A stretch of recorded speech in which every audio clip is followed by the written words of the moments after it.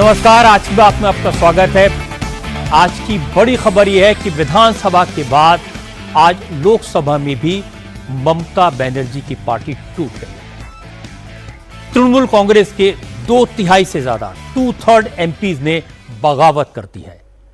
28 में से 20 सांसदों ने अपना रास्ता अलग कर लिया है। काकोली घोष की लीडरशिप में ममता बनर्जी की पार्टी के 20 सांसदों ने एनडीए के साथ जाने का फैसला किया है। ममता बनर्जी जिस वक्त दिल्ली में इंडिया अलायंस के नेताओं के साथ मीटिंग कर रही थी, उस वक्त तृणमूल कांग्रेस के सांसद केंद्रीय मंत्री भूपेंद्र यादव के घर पर बैठे थे। काकोली घोष ने कहा कि तृणमूल कांग्रेस के 20 सांसदों ने एनडीए को सपोर्ट करने की चिट्ठी तैयार कर ली है। अब जल्दी ये चिट्ठी लोकसभा स्पीकर को सौंप दी जाएगी। तृणमूल कांग्रेस के एमपी सुखेंदु शेखर रॉय ने भी आज राज्यसभा की मेंबरशिप से इस्तीफा दे दिया। सुखेंदु ने कहा, जनता में तृणमूल कांग्रेस के खिलाफ भयंकर नाराजगी है। जनता चाहती है कि पंचायत से लेकर पार्लियामेंट तक तृणमूल कांग्रेस के जितने नेता हैं उन सबकी संपत्तियों की जांच हो। जिन लोगों ने 15 साल तक जनता को परेशान किया, जुल्म किया, उन्हें जेल भेजा जाए। हैरानी की बात है कि ममता बनर्जी के करीबी कुणाल घोष ने भी आज पार्टी लीडरशिप पर सवाल उठा दिए। कुणाल घोष ने कहा, जिस तरह से पार्टी के एमपीज भाग रहे हैं, उसके बाद सवाल तो उन नेताओं से पूछे जाने चाहिए जिन पर ममता ने भरोसा किया। दिल्ली में बड़े बड़े पद दिए, नेशनल लेवल पर पार्टी को आगे बढ़ाने की जिम्मेदारी दी। अब सवाल है, क्या अभिषेक बनर्जी लोकसभा में तृणमूल कांग्रेस संसदीय दल के नेता नहीं रहे? क्या तृणमूल कांग्रेस के बागी एमपीज भी अपने गुट को असली पार्टी बताएंगे? क्या बंगाल में ममता के सबसे भरोसेमंद फिरहाद हाकिम भी पार्टी छोड़ देंगे? और आज इंडिया अलायंस की जो मीटिंग हुई, उसमें ममता ने क्या कहा, इन सब की बात करेंगे आज की बात में। लेकिन सबसे पहले यह बता दूं कि दिल्ली में आज ममता बनर्जी की पार्टी कैसे टूटी।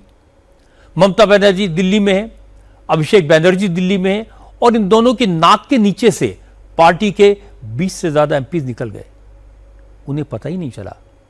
आज काकोली घोष ने दावा किया कि पार्टी के 20 सांसदों ने एनडीए को सपोर्ट करने का फैसला किया है। 20 सांसदों के सिग्नेचर वाली चिट्ठी तैयार है और ये चिट्ठी ओम बिरला को सौंप दी जाएगी। लेकिन आज स्पीकर दिल्ली में नहीं थे, इसलिए तृणमूल कांग्रेस के एमपीज स्पीकर से मिल नहीं पाए, चिट्ठी सौंप नहीं पाए। ममता की पार्टी के लोकसभा में 28 एमपीज हैं। पार्टी से अलग होने के लिए 2/3 यानी 19 सांसदों का एक साथ आना जरूरी है।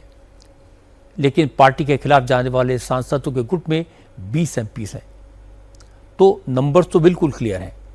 पहले तृणमूल कांग्रेस के नेता एमपीज की बगावत को हवा हवाई बता रहे थे, लेकिन आज तृणमूल कांग्रेस के कुछ सांसदों ने केंद्रीय मंत्री भूपेंद्र यादव से मुलाकात की। भूपेंद्र यादव बंगाल में बीजेपी के चुनाव प्रभारी थे। जब ममता की पार्टी के एमपीज भूपेंद्र यादव से मिलने उनके घर गए, उस वक्त बंगाल के चीफ मिनिस्टर शुभेंदु अधिकारी भी वहां मौजूद थे।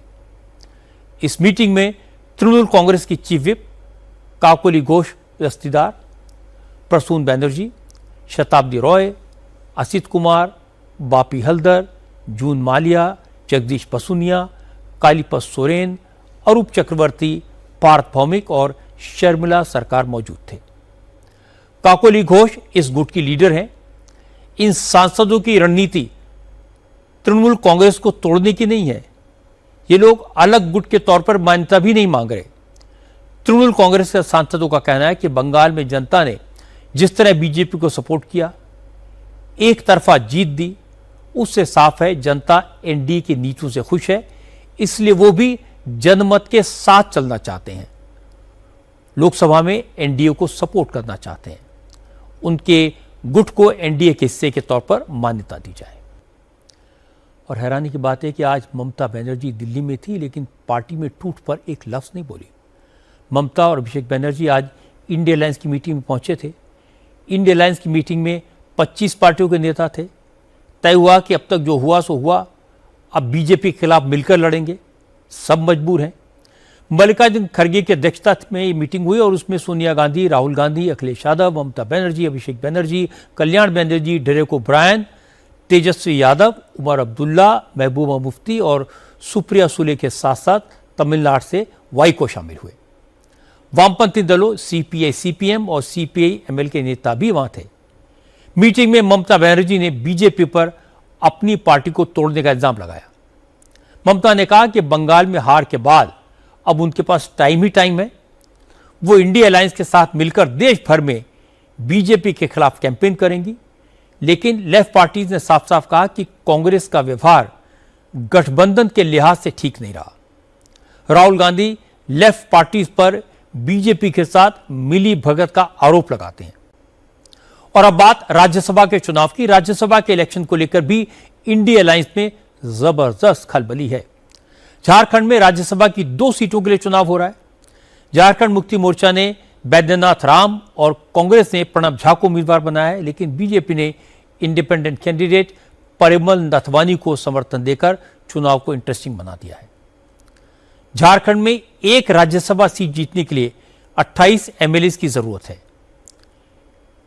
इंडिया अलायंस के पास 56 विधायक हैं। अगर क्रॉस वोटिंग ना हुई तो इंडिया अलायंस के दोनों उम्मीदवार जीत सकते हैं। एनडीए के पास झारखंड में 24 विधायक हैं। अब बात करते हैं नीट के री एग्जाम की। 21 जून को नीट का पेपर फिर से होना है। अब किसी कीमत पर पेपर लीक ना हो। पेपर सेट होने से लेकर एग्जामिनेशन सेंटर तक पहुंचने का पूरा प्रोसेस फुल प्रूफ हो, इसके लिए सरकार ने जबरदस्त तैयारी की है।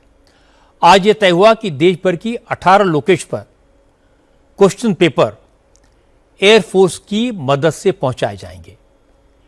एयरफोर्स के MI-17 हेलीकॉप्टर क्वेश्चन पेपर को एग्जाम की लोकेशंस तक लेकर जाएंगे। इस बार पेपर लीक की आशंका को पूरी तरह खत्म करने के लिए एनटीए ने सख्त प्रोटोकॉल्स लागू किए हैं। अब मिडिल ईस्ट की बात करते हैं। आज 2 महीने के बाद ईरान और इजराइल ने एक बार फिर एक दूसरे पर अटैक किए। ईरान ने आज इजराइल के पोर्ट सिटी हाइफा, राजधानी तेल अवीव के अलावा यरूशलेम, नेवातिम, किरियत तेलनोफ और रमात डेविड पर मिसाइल और ड्रोन से हमले किए।